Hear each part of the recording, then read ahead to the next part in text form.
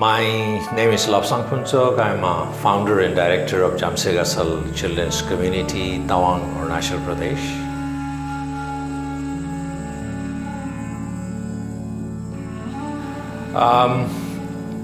I think this is now the talking from, because it's becoming a need. Again, that's a little too late for me, personally thinking, now you see all over the world, not even in India, when you think about the mental health of the students are definitely getting worse, and it is going to get worse. I think that the emotional, social, emotional intelligence is now actually we're thinking of doing this, implementing this in a school, because we see if we don't do right now, and it's going to be very, very challenging. I think the future of our education or even our learners. So I think when it comes to now, we are talking about the more holistic approach or more rooted into our culture. When you think about the empathy and compassion, our country has the most biggest contribution I think we could actually give to the ourselves and to the world.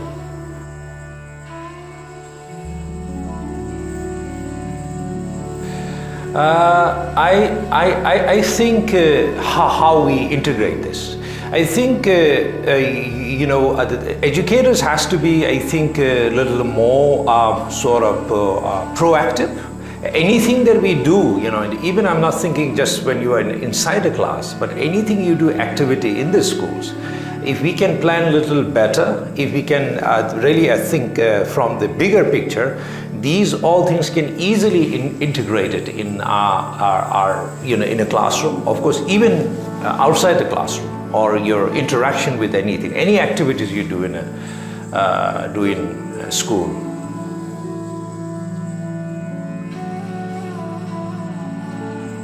I think that is the new education policy is emphasizing that. I do feel personally it is like way too late. We should have started like years ago. But I think at least the good news is now we are focusing on that. And I think this new education policy is now kind of giving a better opportunity for the learners, because before it was always very selective and way we even measure success and the smart students. I think now the new policy of more holistic approach is basically very inclusive. I think very positive, and I think there's definitely for education for future.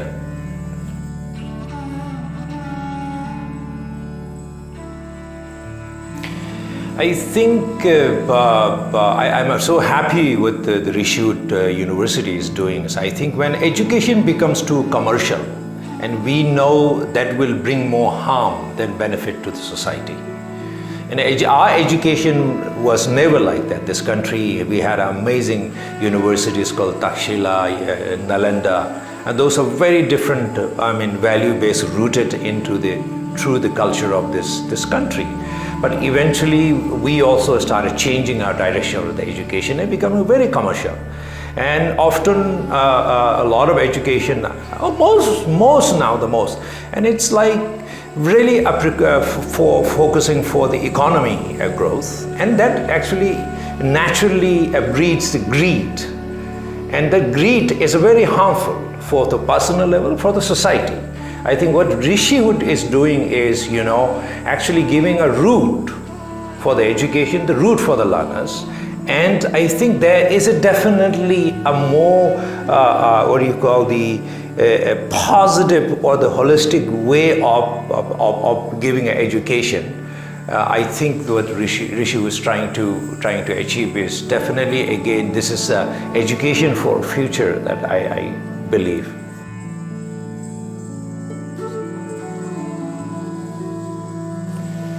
This is something nobody expected that, and I think the existing even education system we have, that we thought we know everything. We thought, even like think about the world's the best education system and institution. Actually, this pandemic has actually shattered everybody, and everything has a change. And we see the in a new approaches, we realize that technology is going to play a big role in the future of the education, which is very obvious. Again, I think another thing that we have to see is now the philosophy or the practice of interdependence has to become the part of the future, because we learned so much from the pandemic, and that concept again, when we think of the interdependence, and it changes the whole definition of education for the future.